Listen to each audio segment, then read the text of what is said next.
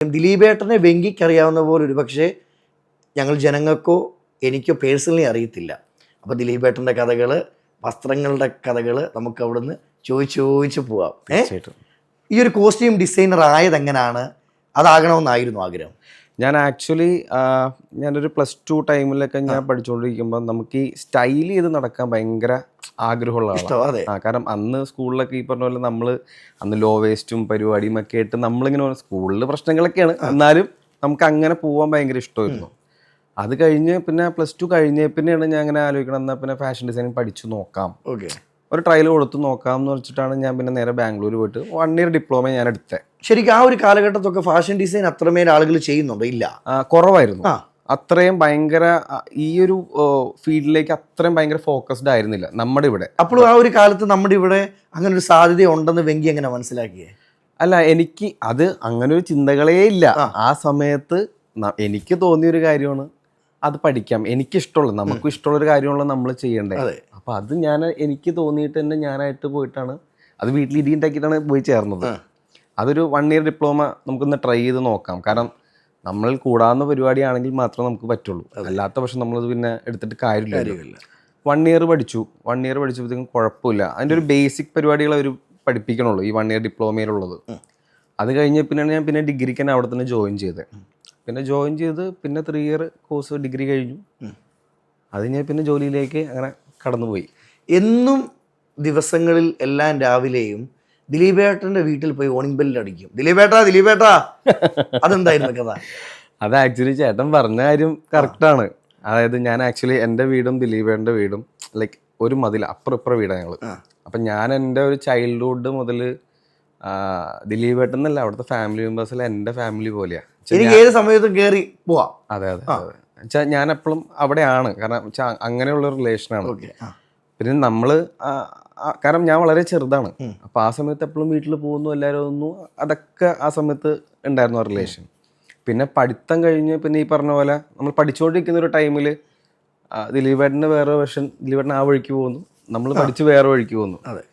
പഠിത്തമെല്ലാം കഴിഞ്ഞ് ഞാനിവിടെ ആക്ച്വലി കിറ്റെക്സ് കമ്പനിയിൽ ഒരു 1 ഇയർ വർക്ക് ചെയ്തു. അവിടെ ഡിസൈനറായിട്ട് കിഡ്സിൻ്റെ സെക്ഷനായിരുന്നു. അപ്പോൾ അവിടെ 1 ഇയർ വർക്ക് ചെയ്തു.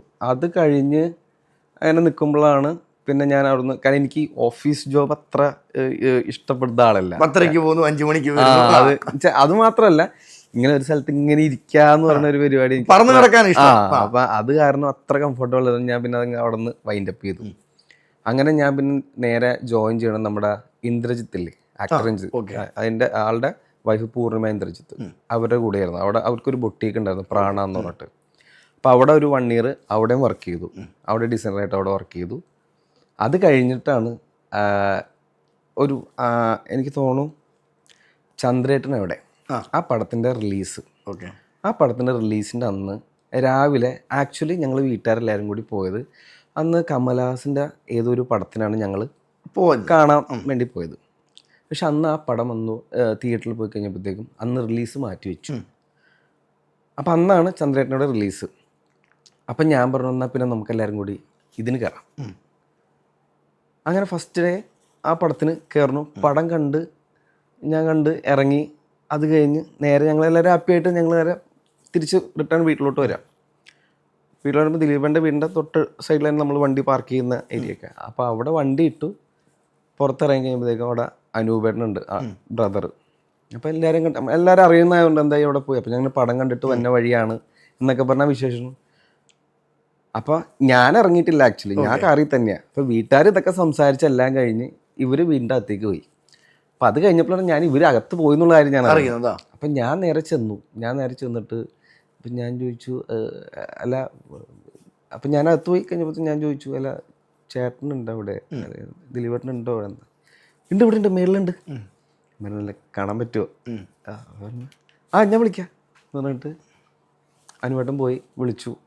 ഞാൻ അങ്ങനെ കണ്ടിട്ട് ഇപ്പം നമ്മൾ സിനിമകളിലൊക്കെ കാണുന്ന പോലെ ഇങ്ങനെ റൗണ്ട് സ്റ്റേഴ്സിൽ ഒരു ലൈറ്റ് ബ്ലൂ ഷർട്ടും മുണ്ടും അവിടുത്തെ ദിലീപേട്ടൻ വരുന്നു. എന്തായി, സുഖമാണോ എന്ന് ചോദിച്ചു. ഞാൻ പറഞ്ഞാൽ സുഖമാണ്, എന്താ ചെയ്യണം, കുറേ കാര്യമെല്ലാം കണ്ടിട്ട്.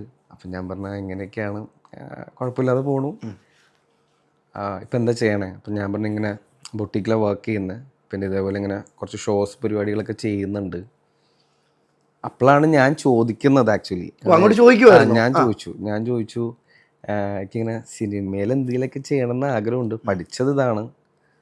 അപ്പോൾ അപ്പം എന്ത് ഡിസൈനിങ് ആണോ പഠിച്ചത്? അപ്പം ഞാൻ പറഞ്ഞത് അപ്പോൾ എവിടെ പഠിച്ചപ്പോൾ ഞാൻ പറഞ്ഞു ബാംഗ്ലൂരാണ് പഠിച്ചത്. അപ്പോൾ അതിനകത്ത് ചോദിച്ചു അങ്ങനെയാണെന്നുണ്ടെങ്കിൽ നമ്മളൊന്ന് അടിപൊളിയാക്കി തരാൻ പറ്റുമോ? ഞാൻ പറഞ്ഞു എന്താ ചോദ്യം, പിന്നെന്താ, എന്നാൽ ഒരു കാര്യം ചെയ്യ്, എപ്പോഴും ടൈം വെച്ച് നീ ഇറങ്ങിക്കോ, നോക്കിയിട്ട് പോരെ, അത്രേ ഉള്ളൂ. വേറെ എൻ്റെ ഒരു എക്സ്പീരിയൻസ് എന്താണെന്നോ സർട്ടിഫിക്കറ്റോ ഒന്നും ചോദിച്ചിട്ടില്ല എന്നോട്. അപ്പം ഞാൻ പറഞ്ഞു ശരി. അപ്പം എന്നെ സംബന്ധിച്ച് എനിക്ക് വലിയൊരു ഓപ്പർച്യൂണിറ്റിയാ. അപ്പം തന്നെ കിളി പറന്നു.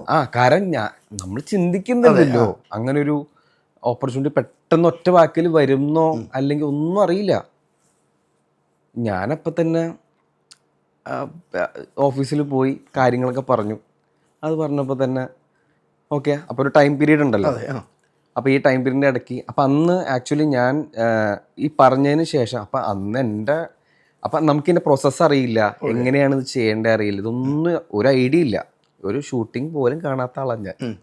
ആ ആളാണ് അവിടെ പോയിട്ട് സിനിമയ്ക്ക് വേണ്ടി ചെയ്യാൻ പോണത്. അതുപോലെ തന്നെ മറ്റ് വർക്ക് ചെയ്ത കമ്പനിയിലും ഈ ഒരു എക്സ്പീരിയൻസ് ഇല്ല. ഇല്ല, സിനിമയായിട്ട് യാതൊരു റിലേഷനും ഇല്ലല്ലോ. അപ്പം ഞാൻ ഇതറിഞ്ഞ് അപ്പം അന്ന് 2 കൺട്രീസിൻ്റെ ഷൂട്ടിങ് നടക്കാം. അപ്പം എൻ്റെ തോന്നുന്നു നീ കുറച്ച് ഡിസൈൻസ് പരിപാടികളൊക്കെ ഒന്ന് നോക്കിയിട്ട് വാ എന്നൊക്കെ പറഞ്ഞാണ് നമ്മൾ അന്ന് പിരിഞ്ഞത് ഞങ്ങൾ ആക്ച്വലി. അപ്പോൾ അപ്പം ഞാൻ രാത്രി വന്നിട്ട് സ്കെച്ച് ചെയ്യുന്നു, ഇത് ചെയ്യുന്നു, പാറ്റേൺസ് വരയ്ക്കും. അപ്പം കാരണം നമുക്ക് ഇതിൻ്റെ ഒന്നും അറിയാത്തതുകൊണ്ടാണ് നമ്മൾ ഇതൊക്കെ ചെയ്യണത്.